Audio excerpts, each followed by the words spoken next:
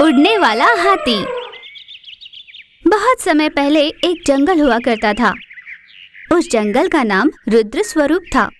उस जंगल में बहुत सारे जानवर रहा करते थे।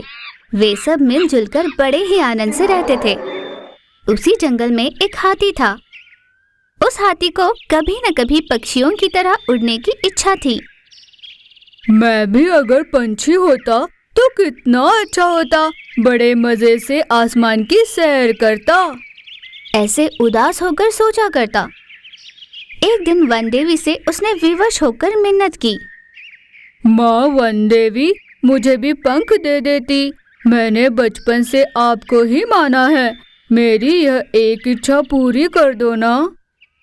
ऐसे उसने वन देवी से विनती की और उस रात वहीं सो गया। पूरी रात वहीं सोने के बाद जब वह सुबह उठा तो आश्चर्यचकित हो गया। उसके पंख निकल आए थे। हे माँ वन देवी, तुमने मेरी इच्छा पूरी की। तुमने मुझे पंख दे दिए। हाथी बड़ा ही खुश हुआ। वन देवी का आभार प्रकट करने लगा। उसके बाद हाथी यहाँ से वहाँ, वहाँ से यहाँ उड़ते घूमते हुए खुश हुए जा रहा था। ऐसे ही पूरा जंगल घूम घाम कर वह अपने एक हाथी दोस्त के पास गया। हे, ये देखो तुमने, कितना सुंदर है ना। मेरी प्रार्थना से प्रसन्न होकर वन देवी ने मुझे ये पंख दिए हैं। इस तरह पंखों के साथ उड़ना हम हाथियों के लिए भला किस काम का। हर जानवर की एक विशेषता होती है। आहा, मैं समझता हूँ सब। तुम्हारे पंख नहीं इसलिए तुम जल रहे हो ना। अरे नहीं, मेरी बात तो सुनो। तुम्हें कुछ कहने की जरूरत नहीं। मैं तुमसे दिखने में अच्छा हूँ तो तुम्हें ईर्ष्या हो रही है। हमें निसर्ग ने जो खूबसूरती दी है उसे नकार कर दूसरों की विशेषता को पाने की इच्छा रखना सही नहीं, ऐसा मेरा मानना है। तुझे लोक ज्ञान है भी? ऐसा कहकर हाथी वहां से वापस चला आया। उसके बाद अपने काम से मतलब रखने लगा।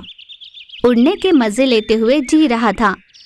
एक दिन हाथी जब आसमान में उड़ रहा था तो अचानक तेज बारिश शुरू हुई, जिस वजह से सारे पंछियां अपने अपने घोंसले में चले जाने लगे।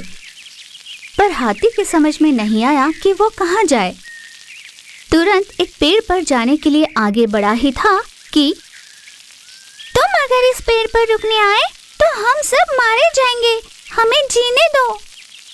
पंछी की ये बातें सुन हाथी की समझ में नहीं आया कि क्या किया जाए। बारिश और भी तेज होने लगी थी।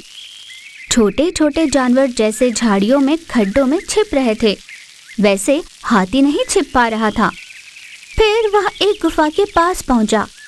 वहां पहुंचते ही एक घोड़ा बाहर आकर कहने लगा, हे ऐरावत महाराज, हम आपका आदर करते हैं, पर अब आप पंछियों में गिने नहीं जाते हो, इसलिए आपको यहाँ आसरा नहीं दे सकते।